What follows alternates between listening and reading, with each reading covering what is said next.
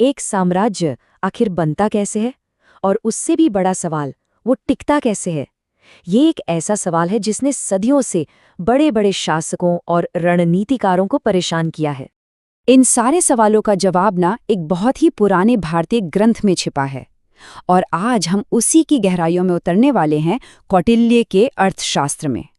ये सत्ता और शासन चलाने के लिए एक ऐसी प्लेबुक है जो आज भी, इतने सालों बाद भी, उतनी ही प्रासंगिक है। तो आखिर कौन था इस जबरदस्त ग्रंथ के पीछे? जी हाँ, उनका नाम था कौटिल्य, जिन्हें हम सब चाणक्य के नाम से भी जानते हैं।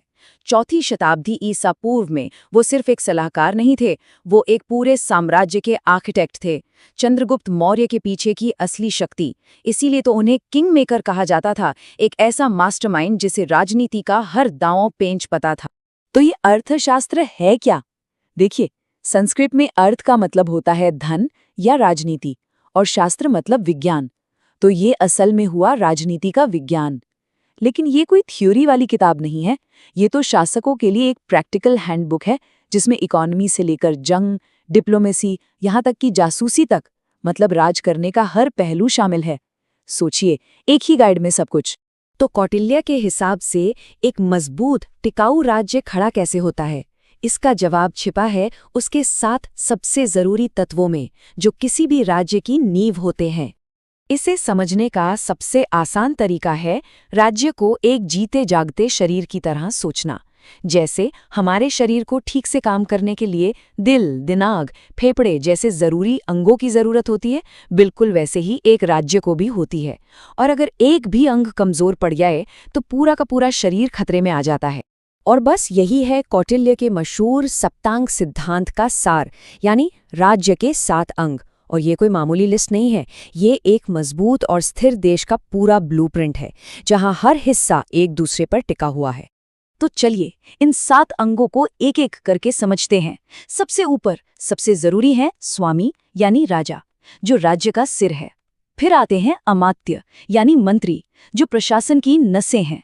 जनपद है जमीन और उस पर रहने वाले लोग, ये राज्य का शरीर है। रक्षा के लिए है दुर्ग यानी मजबूत किले। आर्थिक रीढ़ की हड्डी है कोष यानी खजाना। और फिर आती है सैन्य शक्ति यानी बल या सेना।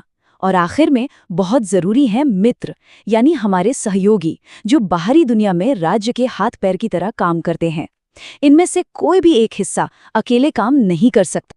अच्छा, राज्य की अंदरूनी बनावट तो समझ ली, लेकिन अब कौटिल्य हमें विदेश नीति की पेचीदा दुनिया में लेकर जाते हैं। और इसके लिए उनका टूल है मंडल सिद्धांत, जो जियोपॉलिटिक्स को समझने का एक जबरदस्त नजरिया देता है। अब यहाँ कौटिल्य ना इमोशंस के लिए कोई जगह नहीं छोड़ते। उनका फंडा एकदम क्लियर और कह सकते हैं बेरहम था। उनका एक ही मंत्र था, पड़ोसी हमेशा दुश्मन होता है और दुश्मन का दुश्मन अपना दोस्त होता है। ये एक बहुत ही सरल लेकिन चौंकाने वाला पावरफुल आइडिया है, जो उनकी पूरी फॉरेन पॉलिसी की नींव है। तो ये मंडल थ्योरी काम कैसे करती है?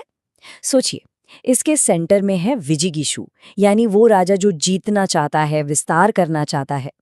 उसका जो ठीक बगल वाला पड़ोसी है वो हमेशा अरी होगा, यानी एक नेचुरल दुश्मन।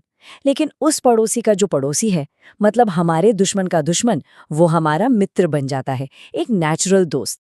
और इस तरह दोस्तों और दुश्मनों की एक पूरी जियोपॉलिटिकल शतरंज की बिसात भिज जाती है। यहाँ हर चाल सिर्फ और सिर्फ दूरी और ताकत के ठंडे हिसाब किताब पर तय होती है, भावनाओं पर नहीं। बाहरी दुश्मनों से तो निपट लेंगे, लेकिन कौटिल्य एक अंदरूनी दुश्मन को लेकर भी बहुत ज्यादा सचेत थे, और वो है भ्रष्टाचार। और उनका जो एनालिसिस है ना, वो 2000 साल से भी ज्यादा पुराना होकर भी इतना मॉडर्न लगता है कि हैरानी होती है। करप्शन को पकड़ना कितना मुश्किल है, इस पर कौटिल्य की ये बात सुनिए।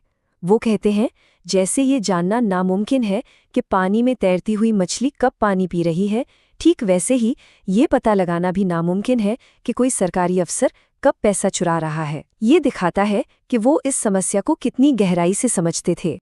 लेकिन कौटिल्य सिर्फ प्रॉब्लम बताकर नहीं रुकते, वो इसका पूरा एंटी करप्शन प्लान भी देते हैं। इसमें क्या क्या था? अधिकारियों के रेगुलर ट्रांसफर ताकि वो कहीं अपनी जड़ें ना जमा सकें, एक तगड़ा इंटरनल जासूसी सिस्टम, विसल ब्लोअर्स जिन्हें वो सूचक कहते थे उनको इनाम देना, भ्रष्ट अधिकारियों को सबके सामने बेइज्जत करना, और सबसे जरूरी सजा सिर्फ रिश्वत लेने वाले को नहीं बल्कि देने वाले से लेकर पूरी चेन को देना।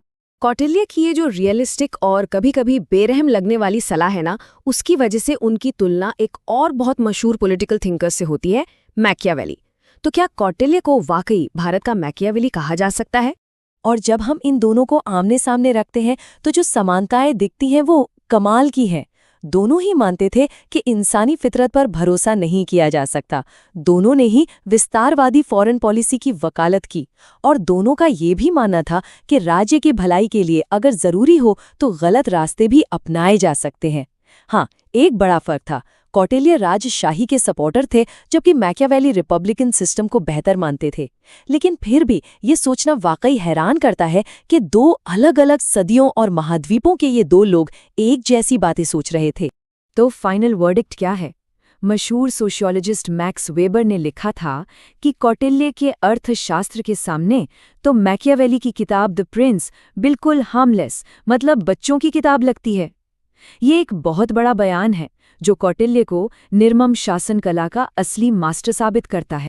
और ये हमें आज के सबसे बड़े सवाल पर लाकर खड़ा कर देता है। ताकत के लिए होड़ करती इस दुनिया में क्या कौटिल्य की ये बेरहम रणनीतियां आज भी सर्वाइवल और दबदबे के लिए अल्टीमेट प्लेबुक हैं? ये एक ऐसा सवाल है जो 2000 साल बाद भी उतना ही चुभता है और सोचने पर मजबूर करता है।